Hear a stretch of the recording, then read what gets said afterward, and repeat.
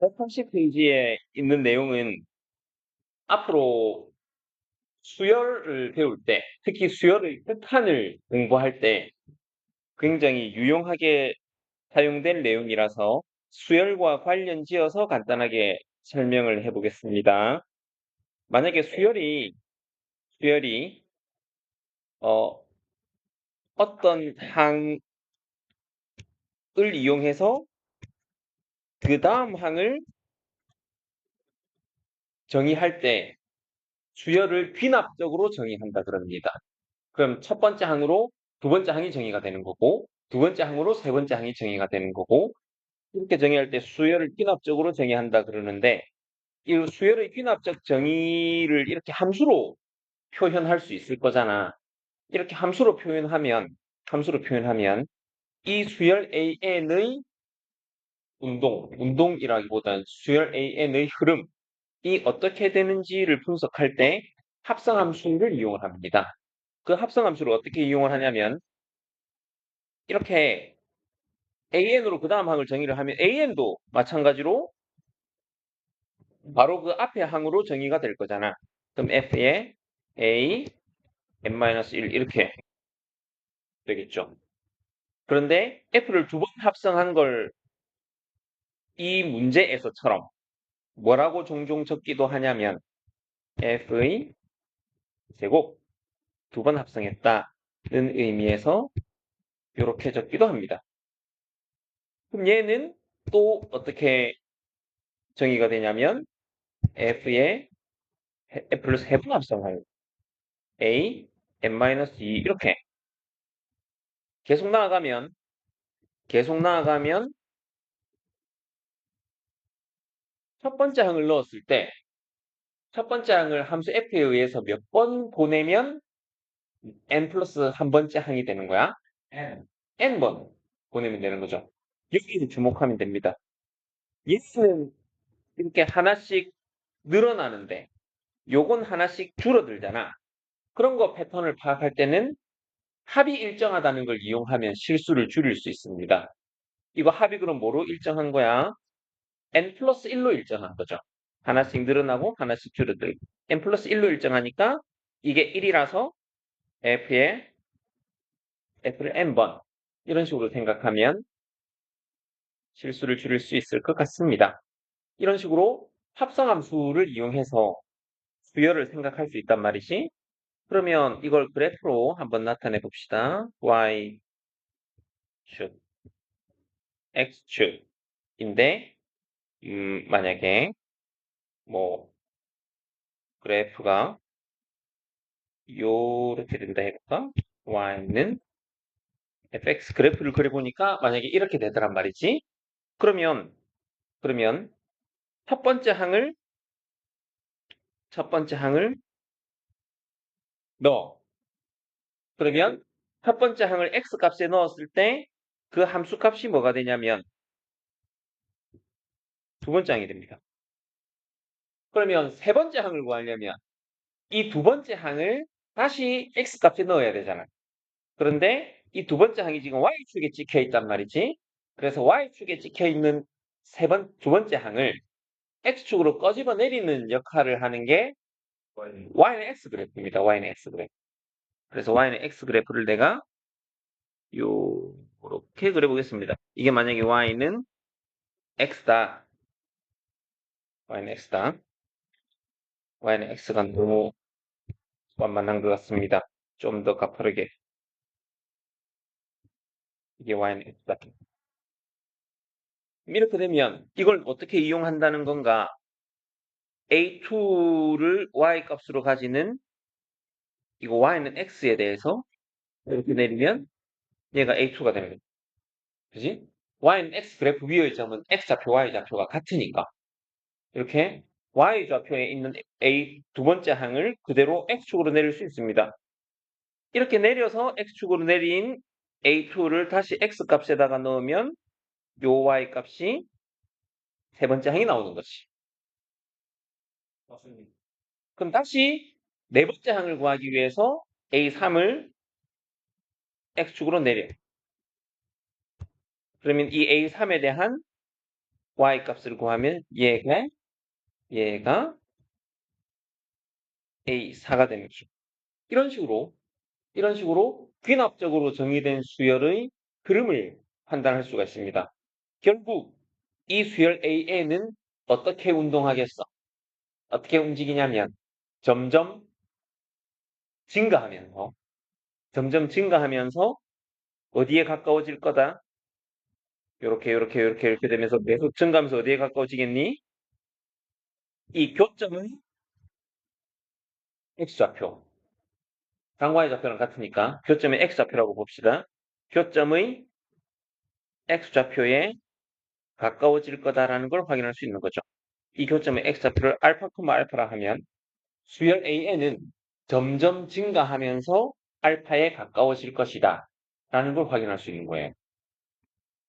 이건 어떤 용도로 쓰이냐면 그래프를 뭔가 정확하게 그릴 수 있다면 그래프를 정확하게 뭔가 정확한 논리적인 근거를 제시할 수 있다면 그래프만 가지고도 수열 AN은 증가하면서 알파라는 값에 수렴할 것이다 라고 결론 내릴 수 있을 거고 이렇게 대략적으로 별 근거 없이 대략적으로 그리면 추측의 용도로는 사용할 수 있겠죠. 그러니까 AN은 증가하면서 어떤 값 알파로 수렴할 거야. 교점의 x좌표 알파로 수렴할 거야. 라는 목표를 갖고 그거에 대한 증명은 뭔가 다른 방법으로 할 수도 있겠죠. 아무튼 추측의 용도건 뭐 엄밀하게 근거를 제시할 수 있건 이 그래프를 이용해서 수열의 흐름을 파악할 수 있는 굉장히 중요한 도구가 되는 겁니다. 만약에 첫 번째 항이 어, 여기 찍히면 어떻게 되겠니? 첫 번째 항이 여기 찍히면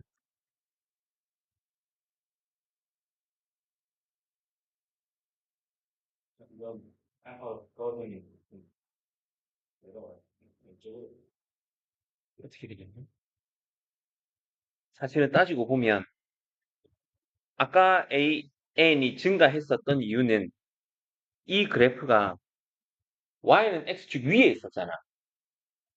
Y는 X축이 아니고 직선 Y는 X보다 위에 있었잖아. 그건 뭘 의미하냐면 X 값을 넣었을 때 그에 대한 Y 값이 더 커진다는 걸 의미하잖아. Y가 X보다 더 커진다는 걸 의미하잖아. 그러니까 증가하는 거지. 근데 이 부분은 어때?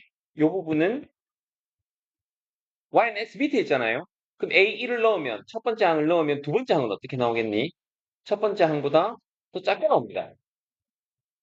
더 작게. 두 번째 항은 요렇게. 그럼 이제 두 번째 항을 여기 내리면 세 번째 항은 어떻게 나오겠니? 더 작게. 그렇게 해가지고 A1이 알파보다 크면 점점 감소하면서 알파로 수렴하겠구나 라는 추측을 할 수 있는 거죠. 그렇죠? 나중에 많이 쓸 겁니다. 다른 것도 하나 해볼까? 연습. X축, Y축인데 만약에 뭐 어떤 이런 점근선에 대해서 뭐 예를 들어 뭐 요렇게 감소하는 이런 함수가 그려졌어. 이 y는 fx야. 그러면 y는 x 그래프가 요렇게 그려졌어. 그러면 만약에 첫 번째 항이 이 교점보다 이거 교점을 알파, 알파라 해봅시다. 교점보다 큰 여기에 첫 번째 항 A1이다. 그럼 이 수열은 흐름이 어떻게 되겠니?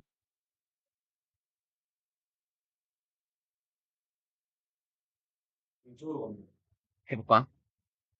첫 번째 항을 넣으면 이 함수 값이 두 번째 항이야. 두 번째 항을 x축으로 내려서 넣으면 이 함수 값이 세 번째 항이야.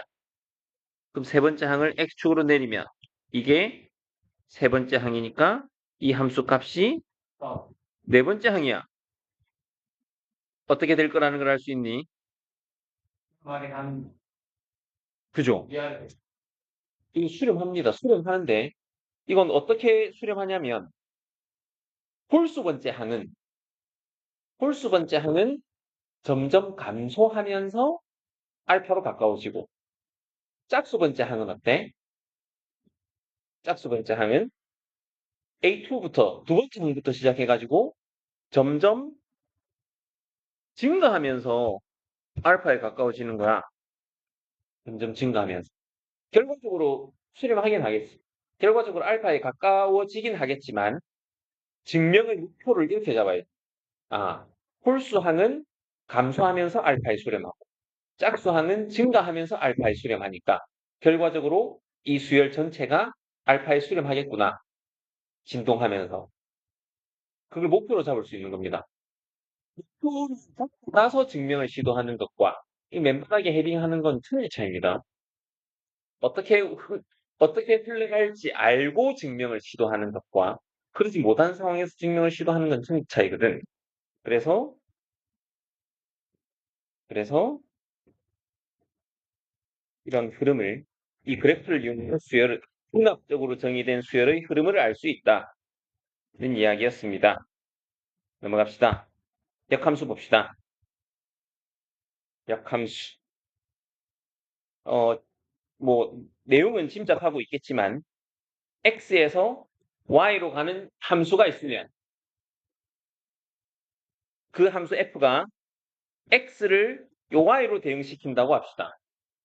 그러면 이걸 거꾸로 거슬러 올라가는 함수가 역함수입니다. 얘를 정의역으로 x를 공역으로 하고, 거꾸로 y에다가 이 x를 대응시키는 함수가 역함수입니다. 역함수. 그러면 함수가 존재하기 위해서는 f가 반드시 1대1 대응, 바이젝션이어야 됩니다. 만약에 인젝션이 아니면 무슨 문제가 생기겠어? 인젝션이 아니면 예를 들어 서로 다른 x가 동일한 y 값에 대응이 되면 그걸 거슬러 올라가면 역함수를 생각하면 무슨 문제가 생겨? 이 하나가 두 개로 대응되는 문제가 생기잖아. 그러니까 함수가 안 되는 거야. 결론은 인젝션이어야 되고 썰칭이 아니면 무슨 문제가 생기겠어? 대응이 안 돼.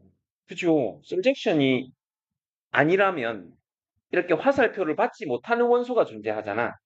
그러면 이 정의역의 요 원소는 역함수에 대해서는 대응시킬 함수값이 없는 거잖아. 그래서 인젝션이어야 되고 썰젝션이어야 역함수가 존재하는 거죠. 바이젝션만 바이젝션만 역함수가 존재하는 겁니다. 역함수의 성질 뭐 당연합니다. 합성연산에 대한 요건이니까. 합성연산에 대한 요건이니까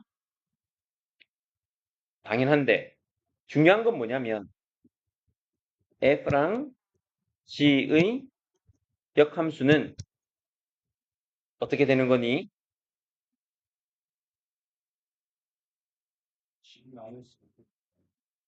그렇지. 이게 순서가 바뀌어. 응? 현수야, 보고 있니? 합성함수의 역함수는 순서가 바뀌어. 순서가. 왜 순서가 바뀌냐면 이거 한번 생각해봐, 얘들아. 이걸 합성함수, 역함수를 네모로 해보자. 그러면 F에다가 G를 합성한 거에 이 빨간 네모를 합성하면 뭐가 나와야 돼? 항등함수 i가 나와야 됩니다. 그래야 네모가 역함수가 되는 거잖아. 그지? 근데 이게 항등함수가 되려면 먼저 얘를 없애야 돼. 왜냐면 뒤에 연산하니까. 얘 없애려면 앞에다가 뭐를 붙여야 되니? G 인버스를 앞에다가 놔야 결합법칙. 이렇게 해가지고 이걸 I로 만들 거거든. G 인버스가 먼저 와야 되는 겁니다. 그럼 얘를 I로 만들었으면 그 다음에 뭐가 오면 돼? 그 다음에 F 인버스가 와가지고 다 i로 만들면 되는 거지. 응치야? 알겠어? 중요합니다. 앞에다가 곱할 때도 앞에다가 합성할 때도 마찬가지입니다. FG에다가 이 빨간 네모를 합성해가지고 이 합성 항등함수가 되어야 되잖아. 그럼 여기 뒤에 뭐가 와야 되겠니? 그렇지. F 인버스가 와가지고 F 인버스가 와가지고 먼저 항등함수를 만들고 그 다음에 앞에다가 G 인버스를 연산해주면 되거든. 합성해주면 되거든. 그래서 결론은 얘는 G 인버스가 먼저 오고 인버스가 오고 순서가 바뀌는 겁니다. 알겠죠? 중요합니다. 또 이 역함수를 구하는 순서, 이 역함수를 구하는 순서, 이 y는 fx의 역함수는 어떻게 하면 되냐면 x랑 y를 바꾸면 되는 거잖아. 얘들아 봐. 이거를 x랑 y를 바꾸면 x는 f의 y. 이때 이 y가 f 역함수라고 보면 됩니다. 근데 중요한 건 y가 역함수인데 표기를 이런 식으로 하는 건 익숙하지가 않은 거야. 함수는 어떻게 표현이 되어야 익숙하냐면 y는 x에 대한 식으로 표현이 되어야 익숙하잖아. 그래서 이렇게 표현 방법을 바꾸는 겁니다. 표현 방법을. 얘를 표현 방법을 바꾸는 거야. 어떻게 바꾸냐면 y를 x에 대해서 어떻게 하는 걸로 표현 방법을 바꿔야 되거든. 그때 y를 x에 대한 식으로 나타내는 그 식을 f의 역함수라고 하는 겁니다. 무슨 말인지 이해가 되나요? 결국 요 식과 요 식은 같은 겁니다. 무슨 이야기인지 알겠어요? 그렇기 때문에 얘들아 이 식과 이 식은 같기 때문에 만약에 x축, y축이 있을 때 함수 그래프가 요렇게 그려졌다 칩시다. 이게 y는 fx다. 이거 1대1 대응이니까 1대1 대응이니까 1대1 대응이니까 역함수 생각할 수 있을 거잖아. 그럼 역함수의 그래프를 그리려면 이거 그리면 됩니다. 이 식과 이 식의 차이는 뭔데? X와 Y의 그 XY 바꾼 거잖아. X에 Y 넣고 Y에 X 넣은 거야. 도형의 이동에서 배웠죠. X에 Y 넣고 Y에 X 넣으면 그래프 상에서는 어떻게 되냐면 Y는 X에 대해서 대칭이 돼요. 그래서 이 Y는 X에 대해서 대칭을 시키면 역함수 그래프가 나오는 겁니다. 요렇게 좀 아닌 것 같지만 이게 역함수 x는 fy의 그래프입니다. 익숙한 표현으로 바꾸면 영채야 익숙한 표현으로 바꾸면 y는 f 인버스의 x 이렇게 되는 겁니다. 네.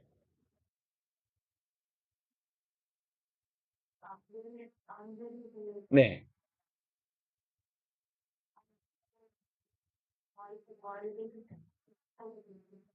그래도 됩니다. 그러니까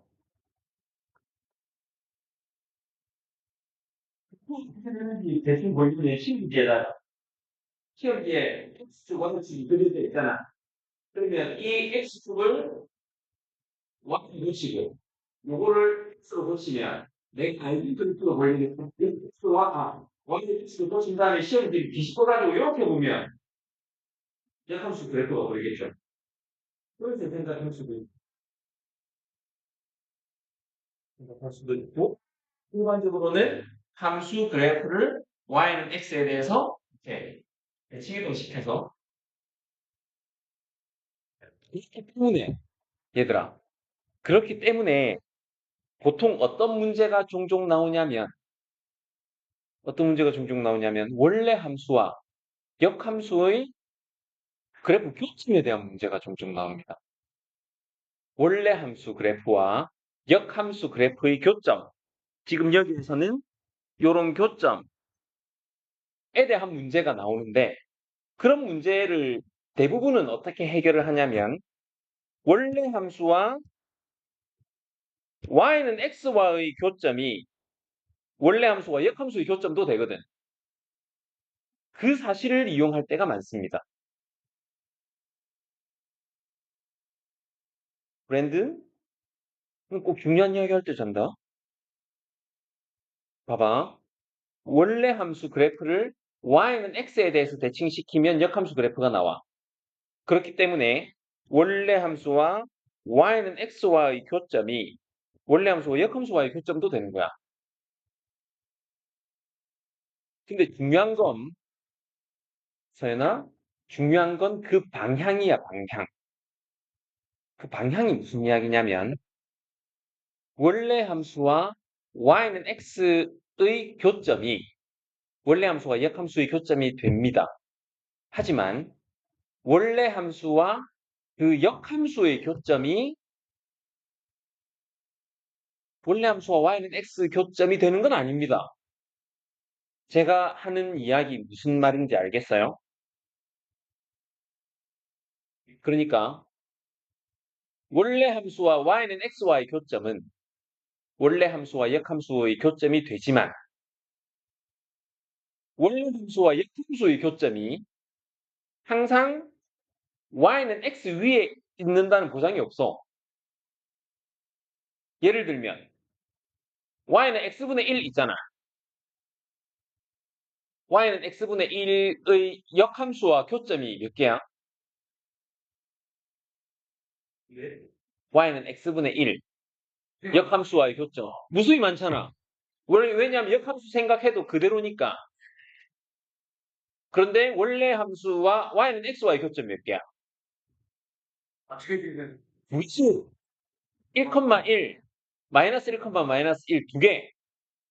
그러니까 원래 함수와 그 역함수의 교점이 항상 y는 x 위에 있는 건 아니야. 원래 함수와 y는 x의 교점이 원래 함수와 역함수의 교점이 되기는 하지만 그 반대는 아니라는 겁니다. 그래서 조심해야 된다고. 예를 들면 이런 거야. 함수가 항상 증가한다. y는 x의 비례가 그래서 이제 그 이야기를 하려고 하는 건데, 이게 예를 들어 1이다. 얘도 1,0이다. 그러면 이게 y는 x 1,1을 지나겠죠. 그런데 원래 함수 그래프가 요렇게 되는 거야. 아이씨, 다시 안 이쁘다. 요렇게 된다 합시다. 원래 함수 그래프가 이렇게 돼. 그럼 역함수 그래프가 어떻게 되냐면 요렇게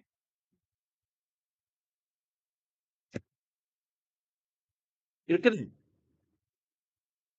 그 원래 함수와 역함수 교점 몇 개야? 세 개잖아요, 세 개. 세 개입니다. 세 개. 그런데 원래 함수와 y는 xy 교점은 한 개밖에 없잖아. 여기서 여러분들이 캐치해야 되는 건 원래 함수와 역함수의 교점 중에 y는 x 위에 있지 않은 애들은 세트로 나타납니다. 세트로. 그러니까 알파, 베타라는 교점이 y는 x 위에 있지 않아. 하지만 원래 함수와 역함수의 교점이야. 그러면 베타, 알파도 원래 함수와 역함수의 교점이 되는 거지.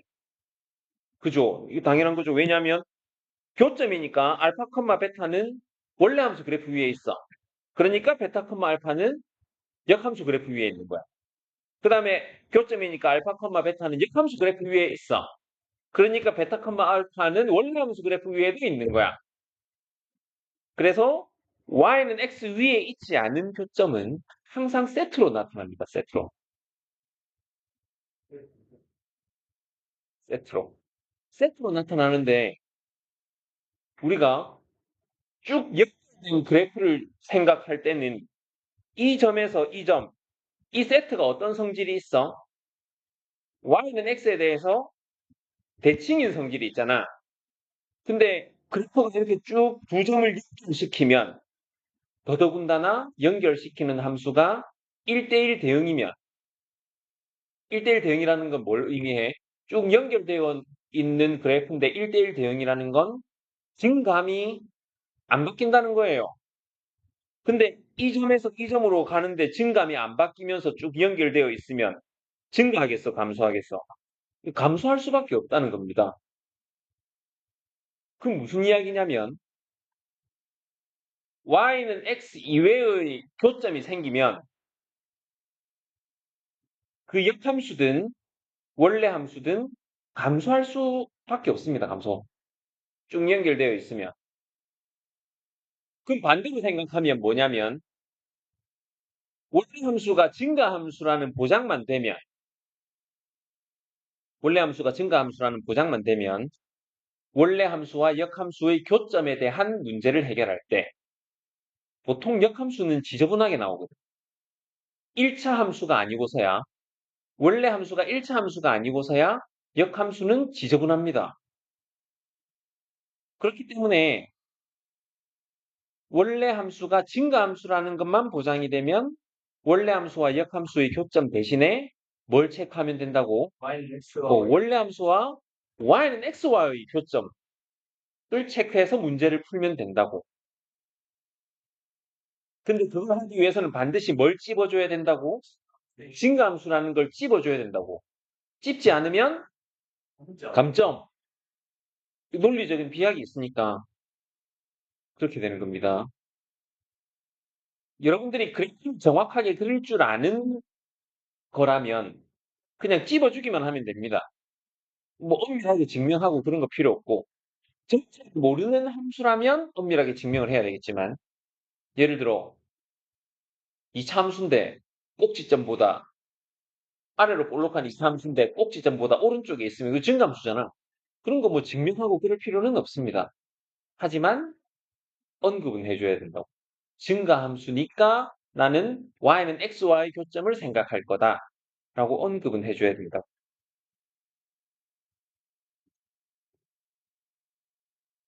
보면 됩니다. 쭉 중요한 이야기입니다.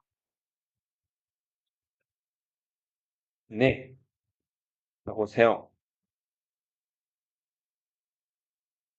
이것도 이거 꼭 스스로 확인해 봐야 됩니다. 스스로 확인을 해 봐야 됩니다.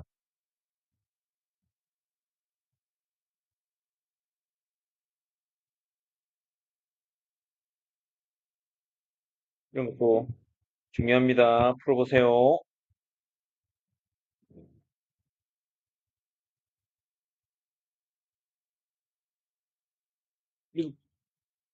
이 문제 한번 보죠. 교훈이 있는 문제입니다.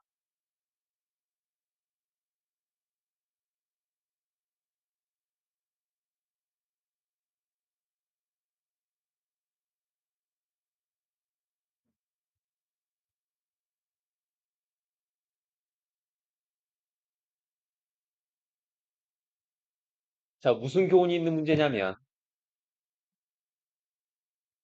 역함수 문제에서 역함수 관련 문제에서 역함수 구해야 되는 문제는 별로 없습니다. 무슨 말인지 알겠죠? 역함수 문제에서 역함수를 식으로 구해야 되는 문제는 아까 역함수 식 어떻게 구한댔니? xy 바꿔가지고 y는 뭐시기 형태로 고쳐야 되잖아. 그런 형태로 역함수를 식으로 구해가지고 어떻게 해야 되는 문제는 별로 없다고 보면 됩니다. 그 식도 지저분할 뿐더러 그러면 뭘 이용한다는 건가? 역함수의 정의를 이용하는 거죠, 정의를. 원리 함수를 이용하고 역함수의 정의를 이용한다는 겁니다. 그것에 대한 연습을 해보자고 지금 이걸 풀어보는 건데, G가 F 역함수래. 그럼 G가 F 역함수면 이거 역함수 구할 수는 있잖아. 양의 실수 전체에서 이거 역함수 구하는 거야 문제가 안 되지. 뭐 루트 쓰고 하면 구할 수야 있죠. 구할 수는 있지만, 예를 들어 이거 어떻게 하면 되겠니? 는 원래 y잖아. 그러면 역함수는 y제곱 더하기 2y는 x야. 그럼 마이너스 x는 0이잖아. 그럼 y는 뭐 형태로 고치려면 어떻게 하면 돼? 근해 공식 넣으면 돼, 근해 공식. y에 대한 2차 방정식으로 생각하면, 근해 공식 생각하면 y를 x로 표현할 수 있습니다만, 이런 형태로 역함수를 기어이 구해야 되는 문제는 별로 없다는 겁니다. 어떻게 한다는 건가?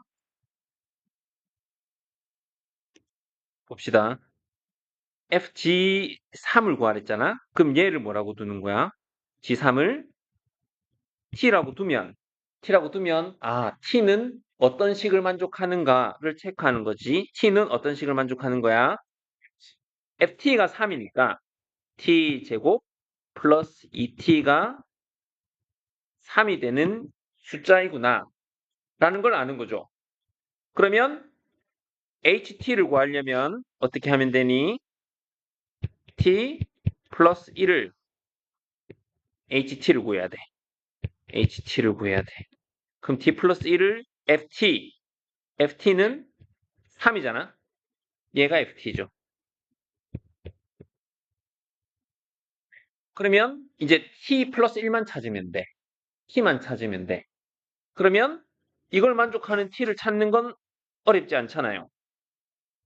어떻게 하면 되니? T 마이너스 1, T 플러스 3은 0이니까 T는 1입니다. 왜냐하면 그죠? T의 정체는 지금 F의 정의역에서 나온 거란 말이지. 근데 F의 정의역은 양의 실수 전체잖아. 그래서 T는 1이기 때문에 이 답은 뭐가 된다고? 3분의 2 이런 식으로. 우리가 역함수 식을 구하진 않았잖아. 역함수 관련 문제지만 이런 형태입니다. 이것도 마찬가지입니다. 뭐 이런 것도 보자. 네.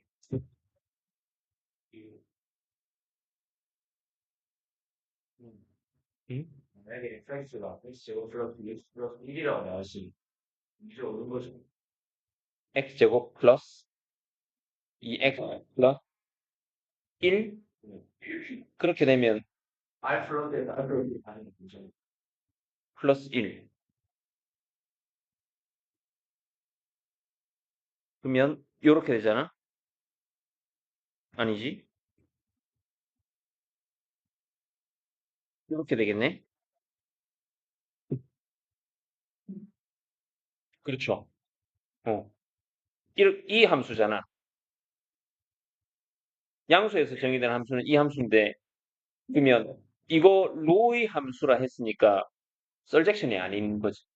음, 하는 거 중요했습니다. 음.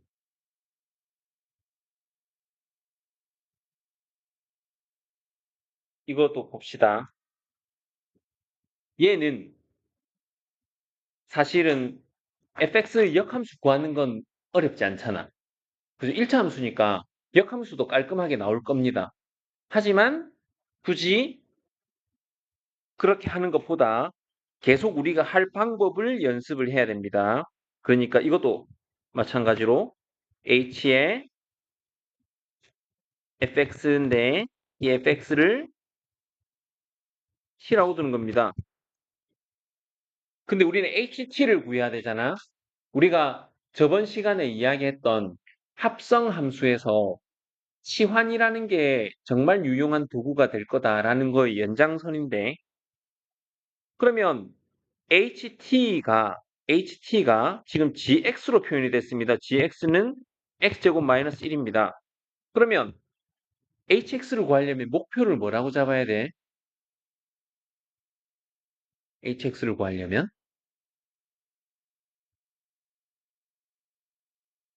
목표를 뭐라고 잡아야 되죠? 지금 fx를 t로 치환했잖아? 그럼 ht가 x제곱 마이너스 1인 거잖아?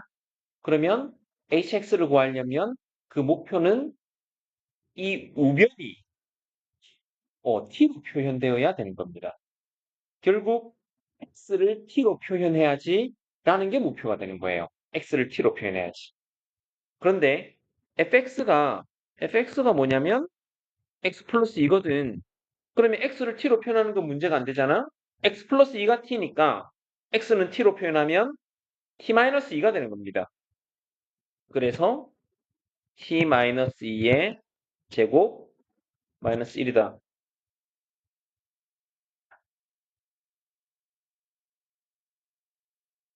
알겠죠?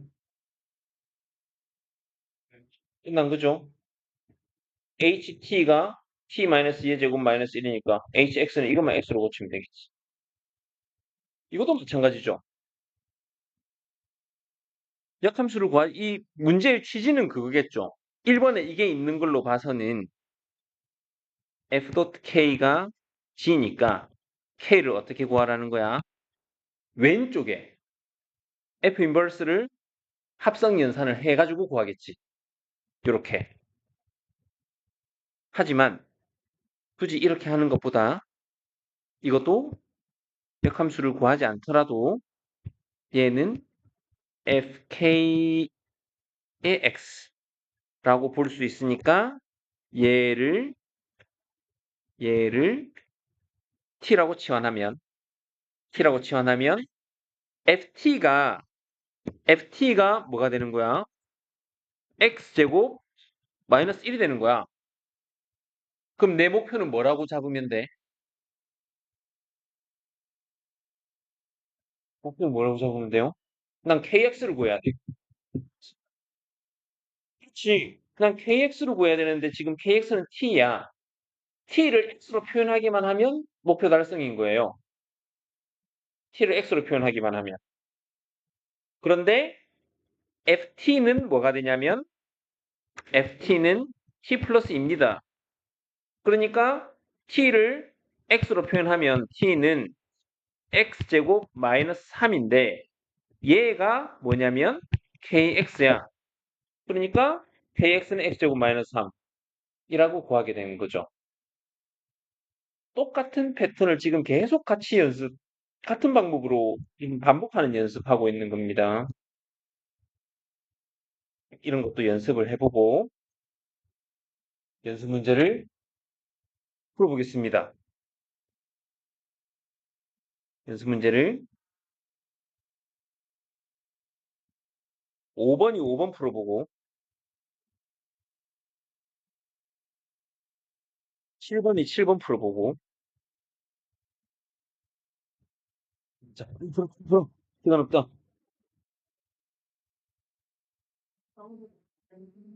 저번에 저 번호에 두 개 들어가시죠. 근데 문제가 똑같은 거 아니다. 문제 번호가. 아, 5, 6, 7, 8. 그거는 어쩔 수 없는 거야. 그리고 5, 6, 7, 8 했어? 그러면 잠깐만 있어봐. 그러면 뭐 어떤 문제를 풀 건지 생각해 보자. 10번, 14번,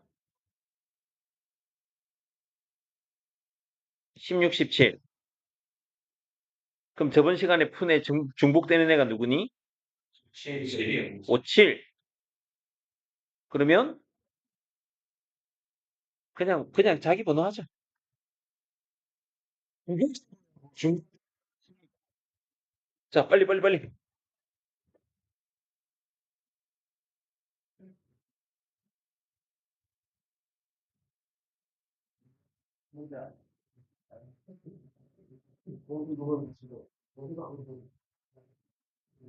제가 어떤 거예요?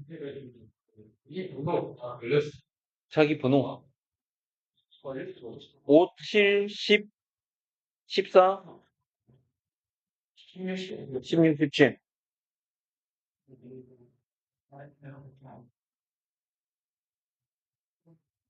어.